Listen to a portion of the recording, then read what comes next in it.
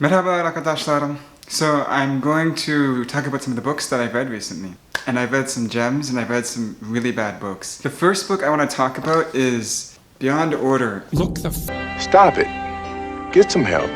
I finally got to this book. I didn't get to it when it came out. I guess I didn't get on the hype train in time. That's okay. I read the book. I think this book is better than his first book, 12 Rules for Life. This is 12 rules, 12 more rules for life. The book I found repeated a lot of what was in the first book. I didn't find a lot of it was too original.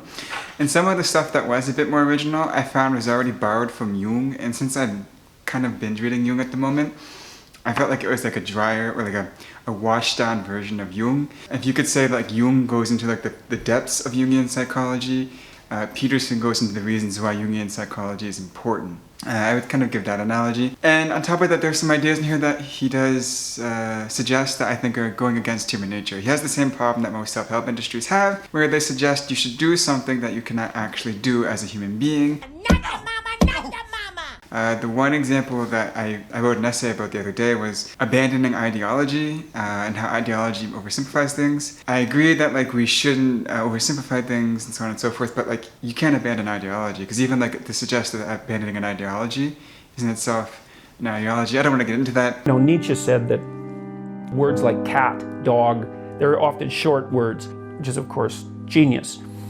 And I thought, Jesus, that's probably true. And so he's very insightful. Book is like maybe like a 6 out of 10, a 7 out of 10. I'm definitely going to put this in my overrated, underrated book series. This is an overhyped book. The next one is Adrian Goldsworthy, Caesar. This guy, I love his writing now. At first I wasn't a big fan because he has one book called Pax Romana that's formatted really badly, and that always left a bad impression on me. But reading this book, I was sold. Now, I'm cheating here because I'm not completely done the book. I have 200 pages left, but I have a sprained lower back, and therefore I'm not going to be doing anything but reading until my back is fixed, and so I'll probably finish this book really quickly, actually. The book is great because it goes over into a lot of detail that I wouldn't have otherwise gotten, and it gives so here's another good example of why it's so good, is Caesar was like the at one point, like the most authoritative figure when it came to like pagan beliefs, so like rituals. I forget what the position was called. And he didn't really use that position in a lot of his daily life, right?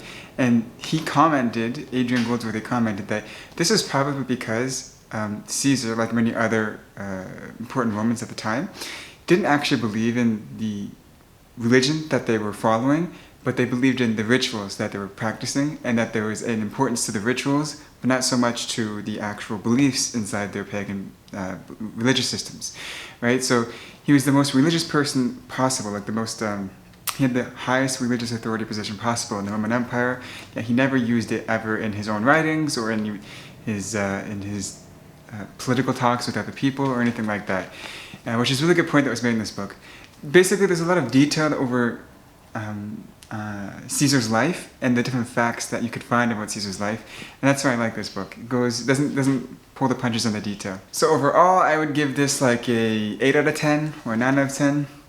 Obviously, there's room for improvement in the book, but don't want to give it 10 out of 10. I'm gonna cheat again. This is another book, Consciousness in the Brain, and I'm gonna finish it again because I read like 100 pages in a day. It's reading pretty quickly. I'll finish it very quickly.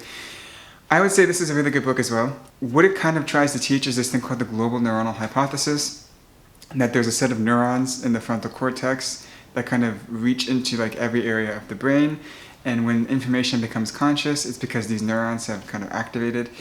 There are interesting ideas in this book that if you're like really, really well read into psychology, okay, it's not, a lot of it will be super new, but if you're not, then you're going to get a lot of interesting ideas in this book. One of the biggest takeaways for me was to trust your instincts in this book, which is not even what it's trying to teach. What he found in his own lab was that the brain can actually, it can access information before it becomes consciously aware, before you become consciously aware of it, especially in the visual pathways. So for example, if we prime people or we show them information that goes by their eyes so quickly that it never enters conscious awareness, but at the same time your brain does register it because we can track your brain activity and see that, okay, your brain responded to it. You can, above chance, guess the answers to things that you didn't consciously know. This, with your foot out. Right? So if we show you like a word that's like HPYP, which is the enough of the words for happy, if we show you that word and then we say, guess what we just showed you, you're above chance going to guess that we just showed you something happy or like something that was positive. Stuff like this, right? And the idea here, kind of he relates it back to like mathematics, is that your brain kind of unconsciously puts things together without you ever being consciously aware of it. And arguably he says that most of your thinking is done unconsciously. And so by the same token, when you're doing math, you're going to do a lot of the brute force work at the beginning, but then the solutions come when you step away and you let your unconscious brain kind of bake things and put them together. That's not the main takeaway from this book. It's just a takeaway that I had. The main takeaway is that we're going to have like a naturalistic account of consciousness, and that we're going to have studies that can kind of slowly reveal the nature of consciousness. So for example, what I was just talking about is conscious access. Not all information that enters your sensory perception is consciously accessed. Thresholds for conscious access, so how long does it take for something to be consciously accessed, stuff like this, right? That's what he's trying to do in this book. Daniel Dennett likes this theory. He says that this theory will probably be the theory that becomes the theory of consciousness. Time will tell. The Story of Philosophy by Will Durrant. This kind of should be written as the story of Western philosophy. It's meant to be like a general history of philosophy, but it doesn't really go into like Eastern philosophy that much. So it's like a story of Western philosophy. The ancient Greeks he gets right. Okay, everyone complains that this book isn't like accurate enough or rigorous enough, and I have to say I agree with that because when I was reading Nietzsche, I felt like he was talking about a different person. I know Nietzsche is like an edgy writer, but he made Nietzsche seem far more edgy than he actually was, and he kind of interprets his ideas in a way that like creates this image of Nietzsche that I didn't feel like that was the Nietzsche I was reading. Schopenhauer, I think he was okay with Schopenhauer. Kant he does, but like the section on Kant isn't really enough to understand Kant, which is fair, right? If you're gonna write like a tidbit about Kant, you're probably gonna oversimplify him to the point of not understanding him. Francis Bacon in this section I think was okay as well. It wasn't too bad.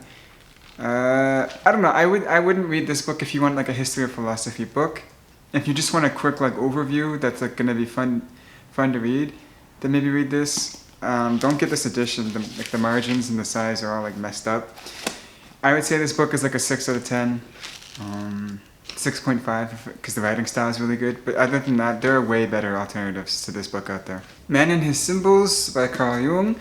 I said this book was really great to a lot of people, and I also said that if you're into self-help and you want a self-help book, don't get this book. A lot of self-help people read this book. It should not be that, right? This book really is like an introduction to Jungian psychology, and it's probably the best introduction you will ever find in Jungian psychology because it's approved by Jung himself and all of his students, written by Jung himself and all of his students. It's written in simple language, and it does get you into an introduction to the core concepts of Jungian psychology. One of the things when you read Jung is many of his books don't actually teach you the terms that he's going to use, unfortunately. They're not really meant to be educational in that sense. They're actually meant for like people who already understand Jungian psychology. So this book is a really good introduction for these things. If you want a self-help book, don't read this book.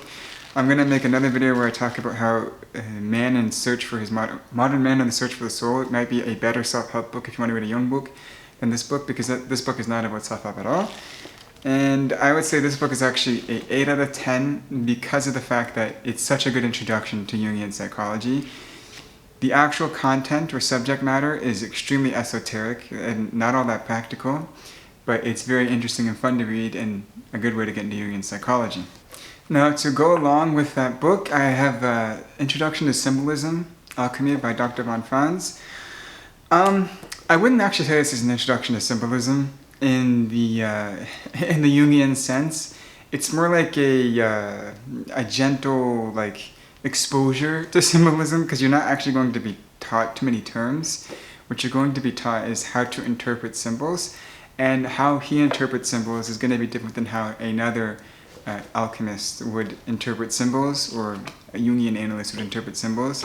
So it's kind of just like letting you see how a how a Jungian interpreter would work with symbols. That's kind of what this is.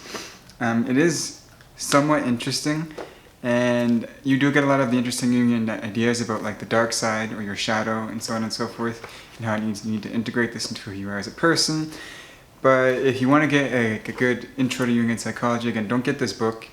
In fact, I would only say it's like a 7. No, I would say it's a 5 actually. I'd say it's a 5 out of 10. I read it because it was short, and I want to binge read Jung, so I want to absorb as much information as possible, and Dr. von Franz is really important. I would maybe argue that if you're into Jungian psychology already, or into alchemy already, then this is a great book if you're someone who wants to actually study alchemy. But if you're into like just a good book overall or in general, this is not the book for you. And the last book here is From Beirut to Jerusalem. This is a terrific book. So it was written by a journalist, and this journalist was actually in Beirut, and then he lived in Jerusalem. So he lived in Beirut for 10 years. He was there during the Civil Wars, or the peak of the Civil Wars. And then he moved to Jerusalem, and lived in Jerusalem for, I don't know if he's still there, or if he just lived there for a short little while and then moved back to America. But this book has so many good takes, and so many good like viewpoints that it blows my mind, right? So I've been reading like Middle Eastern history for a while, and there's one argument in this book that says like, if you consider what the average Syrian villager was seeing, they would only see that the government comes in, builds roads, builds hospitals, leaves, right? Because the average Syrian villager doesn't have television, stuff like this. They don't see what's going on in the news, or they're not internationally connected. Now you have a separatist group that comes in and wants to have their own political powers, challenging the current government. And you hear that Beirut has been completely leveled from a civil war. Okay? So in your mind, you're thinking, well, I don't want my country to become like Beirut, so I'd rather the government just squash any resistance. And he says that this is a way to actually understand a lot of the supporters of the Syrian regime, which is really, that's not even the point of this book, right? But it's like just a side point that he briefly mentions, and it's like, oh yeah, that's actually, yeah, that's a good point. I could see why people would see it like this, right? On top of that, he goes over like how complicated the issues were in Beirut at the time, where he talks about when he first arrived, within like the first week, there was a beheading, and he tried to see who was responsible for it, and he said that basically people were accusing the Falun Gong militia of the beheadings, and so he went and actually spoke with the leader of the Falun Gong militia, and he said no, they did it to their own people to like rouse the citizens. So you get this really dirty or like mixed picture, unclear picture of what's going on the ground that most people actually aren't going to be able to determine. He also talks about, like, because he was there when Israel invaded Lebanon, and he talks about how the troops were kind of like supporting militias that were not doing good things and sitting back and not stopping them. Yeah, it goes into so much detail and so many interesting and good takes that I'm surprised this book isn't even more famous than it should be. Definitely like a 9 out of 10. My only reason that I wouldn't give it a 10 out of 10 is because I feel like some of the points I don't agree with, and I feel like some of them are biased, but yeah, on top of that, like I want to say 10 out of 10, so like really good books, right? Everybody gives 10 out of 10, so it's super annoying, or 5 out of 5 stars. Not every book is going to have that. Yeah, 9 out of 10, if you want to understand even Middle Eastern history just in general, don't get confused. This guy is really knowledgeable, and so if you want to have just a general knowledge on Middle Eastern history, this is a good book. If you want to know about Beirut and Israel, terrific book. So those are some of the last books that I have read. Let me know what you think, if you read any of them. If you want to know any more reasons as to why you should buy these books and read them, just let me know in the comment section and I will fill you in. But with that being said, tschüss.